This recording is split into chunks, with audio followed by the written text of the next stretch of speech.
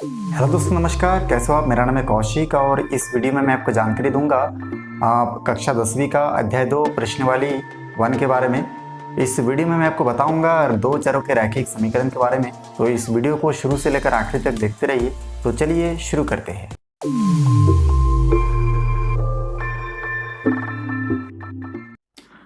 दोस्तों, यहाँ पे हम लोग प्रश्नावली 1 को शुरू करने से पहले जान लेते हैं कि दो चरों का रैखिक समीकरण क्या है। ये अध्याय का देखिए हेडिंग दिया हुआ है। तो इसमें दो चरों का रैखिक समीकरण मतलब इसमें दो चर राशि होंगे। अब हम लोग इसमें देखेंगे कि चर राशि क्या होते हैं। तो चर राशि का देखिए हम लोग जानते हैं कि जो चर राशि है ये आपका ए से लेके जेड तक के जो लेटर है, अल्फ़ाबेट है, वो उसको हम लोग क्या बोलते हैं? और चर राशि बोलते हैं। देखिए यहाँ से ए से लेके जेड तक की संख्या को हम लोग क्या बोलते हैं? चर राशि। अब ये चर राशि ज़्यादातर जो हम लोग उपयोग में लाते हैं वो है आपका एक्स और वाई, ये दोनों को उपयोग करते हैं।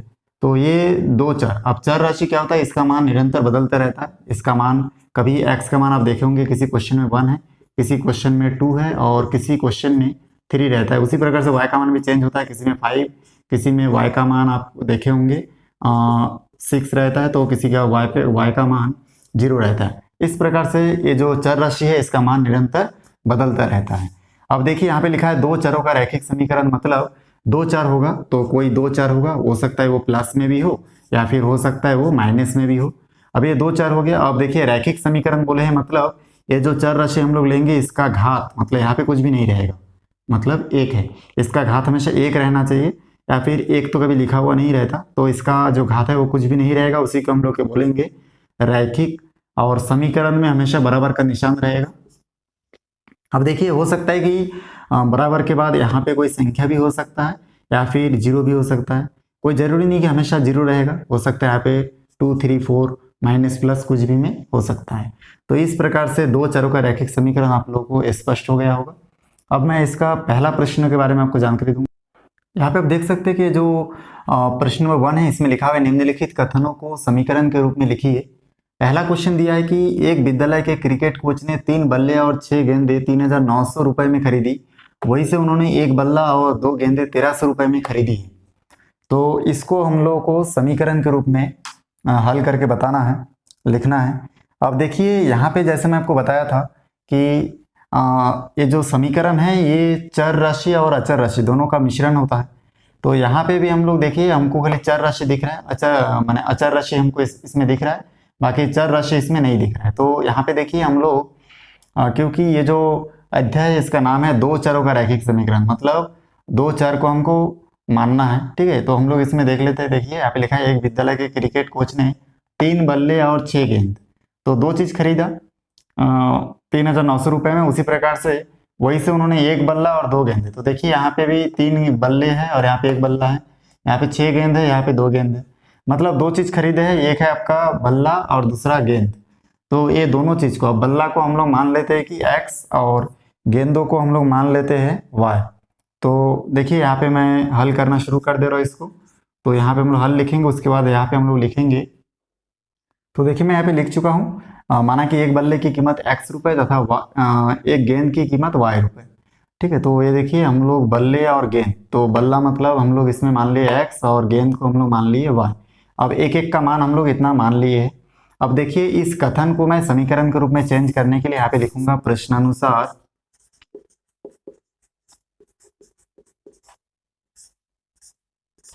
अब यहाँ पे प्रश्नानुसार लिखने के बाद देखिए मैं यहाँ पे लिखूंगा एक विद्यालय के क्रिकेट ने कोच ने 3 बल्ले और 6 गेंद इतना रुपए में खरीदा। तो यहाँ पे मैं लिख सकता हूँ देखिए 3 बल्ले, तो 3 बल्ले खरीदा, तो एक बल्ले का कीमत अगर x रुपए है तो हम लोग यहाँ पे 3 बल्ले को लिख सकते 3x प्लस, और दूसरा साथ ही साथ दूसरा चीज खरीदा इसलिए प्लस का निशान लगाएंगे। देखिए 6 गेंद खरीदे, तो एक गेंद की कीमत अगर y होगा तो 6 गेंद की कीमत 6y होगा, इस प्रकार से। अब ये दोनों मिलके टोटल उनका योग हुआ 3,900 रुपए, तो यहाँ पे लिखेंगे 3,900 रुपए।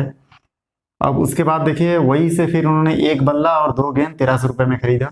तो यहाँ पे मैं लिख सकता हूँ 1x, ठीक है, क्योंकि एक बल्ले की कीमत x रुपए है तो एक खरीदा इसलिए 1x प्लस यहाँ पे 2 गेंद खरीदे इसलिए हम लोग इसको लिख सकते हैं 2y। सॉरी, इसको मैं थोड़ा अच्छे से लिख लेता हूँ। यहाँ पे 2y इक्वल टू यहाँ पे हम लोग लिख सकते हैं 1,300 रुपए। तो ये देखिए हम लोग यहाँ पे दो समीकरण बनाए हैं। यहाँ पे ये आपका पहला समीकरण और ये आपका दूसरा समीकरण। तो आप देख सकते हैं कि जो फाइनली हमारा आंसर जो है यही हमारा उत्तर होगा। तो इसको आप अलग अलग दो लाइन में लिख सकते थे, बाकी मैं एक साथ इसको कंप्लीट किया हूँ। तो ये देखिए हमारा पहला जो क्वेश्चन है ये कंप्लीट होता है। इसके बाद मैं आपको इसका दूसरा नंबर क्वेश्चन बताता हूँ। यहाँ पे आप देख सकते हैं कि जो प्रश्न नंबर 2 है इसमें लिखा है दो संख्याओं का योग 16 है तथा उनका अंतर 8 है। अब जो भी संख्या हमको मालूम नहीं है हम लोग उसको x या y मानते हैं। तो यहाँ पे दो संख्या बोले हैं तो हम लोग यहाँ पे मान लेते हैं कि माना कि दो संख्या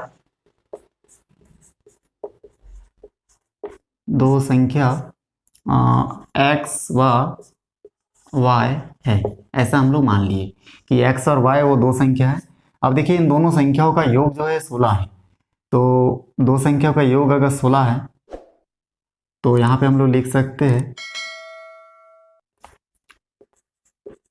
इनका योग 16 हो तो हम लोग देखिए इसको कैसे लिख सकते हैं। यहाँ पे हम लोग लिख सकते हैं x plus Y equal to 16। तो यहाँ तक हमारा कंप्लीट हो चुका है। अब इसके बाद देखिए और भी लिखा है उनका अंतर 8 है और उनका, तो यहाँ पे हम लोग लिखेंगे और उनका अंतर 8 हो तो फिर हम लोग इसको फिर लिखेंगे x माइनस यहाँ पे लिखेंगे y इक्वल टू 8। तो ये हमारा देखिए आंसर आ गया। अब ये समीकरण के रूप में हम लोग बिठा दिए। तो इस प्रकार से जो क्वेश्चन कथन के रूप में लिखा रहता है उसको समीकरण के रूप में आप इस प्रकार से आसानी से बिठा सकते हैं। अब इसमें मैं आपको और एक क्वेश्चन बताऊंगा। अब ये चौथा नंबर क्वेश्चन में आप देख सकते हैं कि इसमें लिखा है नरेश ने अपनी पुत्री से कहा कि 7 साल पहले मेरी आयु तुम्हारी आयु से 7 गुनी थी और अब से 3 साल बाद मेरी आयु तुम्हारी आयु की 3 गुनी हो जाएगी।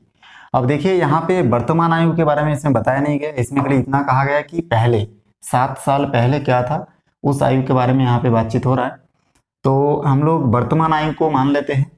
तो यहाँ पे देखिए मैं हल लिखा और दिया है। इसको लिखने के बाद यहाँ पे हम लोग मान लेते हैं कि माना कि नरेश की वर्तमान आयु,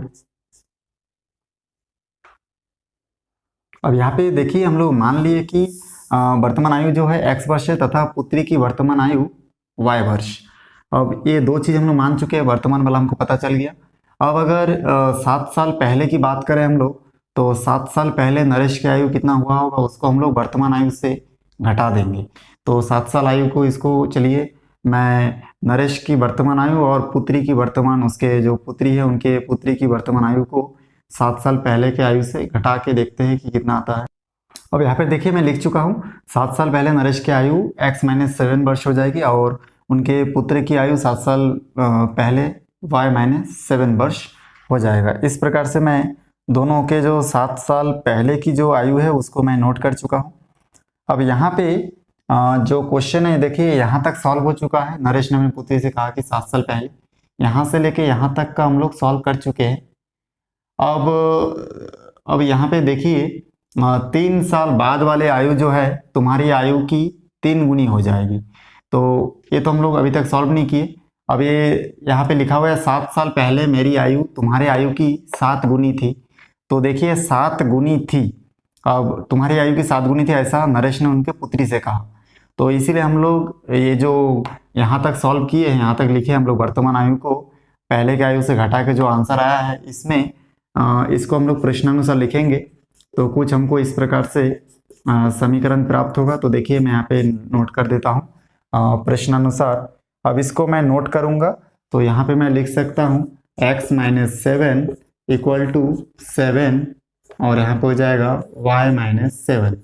अब देखिए यहाँ पे हमको समझना है कि हम लोग यहाँ पे ऐसे में कैसे लिखा। अब यहाँ पे देखिए ये बताया कि नरेश ने अपनी पुत्री से कहा कि 7 साल पहले, तो 7 साल पहले की आयु तो हम लोग निकाल लिए, नरेश की आयु 7 साल पहले x-7 वर्ष था और उनके पुत्री की जो आयु थी वो 7 साल पहले y-7 वर्ष। तो अभी यहाँ पे बताया कि 7 साल पहले मेरी आयु तुम्हारी आयु से 7 गुना ज़्यादा थी, 7 गुना थी। तो ये देखिए अब 7 गुना थी किसकी आयु? नरेश की आयु। तो नरेश की आयु में अगर हम लोग 7 गुना कर देंगे तो ये बराबर किसके इक्वल हो जाता? उनके पुत्री की आयु के। तो इसलिए हम लोग 7 को गुना उनके पुत्री की आयु के साथ किए तो उनका पुत्री की आयु जितना बढ़ते जाएगा इसका आयु उतना होगा। जैसे कि यहाँ पे रफ में मैं छोटा सा एग्जाम्पल दे देता हूँ। यहाँ पे देखिए x = y+1। अब हमको x का मान जो है y के मान से 1 ज़्यादा है, इसलिए मैं 1 को y में जोड़ दिया। तो हम लोग अगर इसमें y की जगह कुछ भी मान रखेंगे 2 + 3 कुछ भी रखेंगे, मान के चलिए y का मान 2 है तो यहाँ पे मैं 2 रखूंगा। तो देखिए यहाँ पे मैं 2 रखूंगा तो यहाँ पे 1, तो यहाँ पे x बराबर 3 मिलेगा। तो अगर मैं x के यहाँ से पे प्लस कर देता तो x का मान हमेशा हमको ज़्यादा नहीं मिलता, y का मान ज़्यादा हो जाता। इसलिए मैं y में प्लस कर दिया जिससे कि x का मान देखिए 3 मिला है, y का मान 2 होगा तो x का मान हमको 3 मिलेगा इस समीकरण से। इसलिए हम लोग यहाँ पे नरेश की आयु में 7 का गुना नहीं किए, हम लोग उनके पुत्र की आयु में 7 का गुना कर दिए। तो इसमें क्या होगा कि यहाँ पे जब भी हम लोग मान रखेंगे तो नरेश की आयु उनके पुत्री की आयु से 7 गुना ज़्यादा हमको प्राप्त होगा। तो इस प्रकार से मैं इसको बिठा दिया हूँ। अब यहाँ पे हम लोग क्या करेंगे इसके बाद? अब देखिए इसके बाद हम इसको सॉल्व करेंगे तो यहाँ पे क्या मिलेगा? देखिए x-7 = इसको गुना करेंगे तो मिल जाएगा 7y - 7 7 49, तो 49 इस प्रकार से मिलेगा। अब इसको मैं आगे सॉल्व करूँगा तो यहाँ पे मेरे को मिल जाएगा देखिए x-7 और इधर से दोनों को पक्षांतर करके इधर ले आऊँगा तो हो जाएगा, देखिए इसके सामने कुछ नहीं मतलब प्लस है तो ये -7y हो जाएगा, ये -49 यहाँ पे के +49 हो जाएगा = 0 बचेगा, बराबर किस तरफ कुछ नहीं मतलब 0 बचा। तो इसके बाद आगे इसको और भी सॉल्व कर सकते हैं हम लोग। तो इसको मैं और आगे सॉल्व करूँगा तो यहाँ पे मिलेगा x, दूसरी जगह तो है नहीं। अब देखिए यहाँ पे x के बाद वाला y लिखेंगे -7y और जो दो संख्या है देखिए माइनस में और ये प्लस में, तो प्लस माइनस में माइनस होगा, 49 में से 7 घटाएंगे तो यहाँ पे हमारा 42 बचेगा, लेकिन इन दोनों बड़ी संख्या 49 है इसलिए यहाँ पे हो जाएगा +42 = 0। बहुत आसान है, मैं सेट करके लिखा हूँ, x की जगह पे x, फिर y वाला लिखना है x के बाद तो -7y लिखा हूँ। 7y को जोड़ने घटाने के लिए कोई दूसरा y वाला टर्म नहीं है इसलिए इसको ऐसे रख दिया और संख्या को आपस में प्लस माइनस में माइनस हुआ तो माइनस किया तो 42 आया। इन दोनों में बड़ी संख्या 49 है इसलिए यहाँ पे प्लस का निशान लगा दिया। तो ये देखिए हमारा गणित जो है वो सॉल्व हो चुका है और इस प्रकार से हमारा ये जो यहाँ तक का गणित का जो यहाँ तक सॉल्व हो चुका है। इसके बाद है देखिए अब 3 साल बाद वाला आयु हमको ज्ञात करना है तो उसके लिए देखेंगे। अभी देखिए पहला ये समीकरण है, मैं आपको इसका दूसरा समीकरण भी बताता हूँ कैसे ज्ञात करना है, तो देखते रहिए।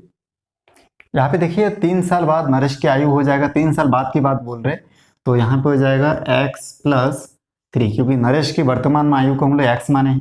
अब 3 साल बाद मतलब 3 को जोड़ना है। अब 3 साल पहले की बात कर रहे थे तो हम लोग 3 को घटा देते, जैसे कि यहाँ पे 7 साल पहले की बात कर रहे थे इसलिए 7 को हम लोग इससे पहले x में माइनस किए थे। अब यहाँ पे x के साथ 3 को प्लस किया क्योंकि 3 साल बाद की आयु हम लोग देख रहे हैं, तो ये हो जाएगा 3 साल बाद नरेश की आयु हो जाएगा x+3 वर्ष हो जाएगा। और उसके बाद 3 साल बाद इनके जो पुत्री की आयु है, पुत्री की आयु बराबर हो जाएगा आपका y+3 वर्ष। तो इस प्रकार से देखिए हमको ये 3 साल बाद वाला आयु प्राप्त हो गया है।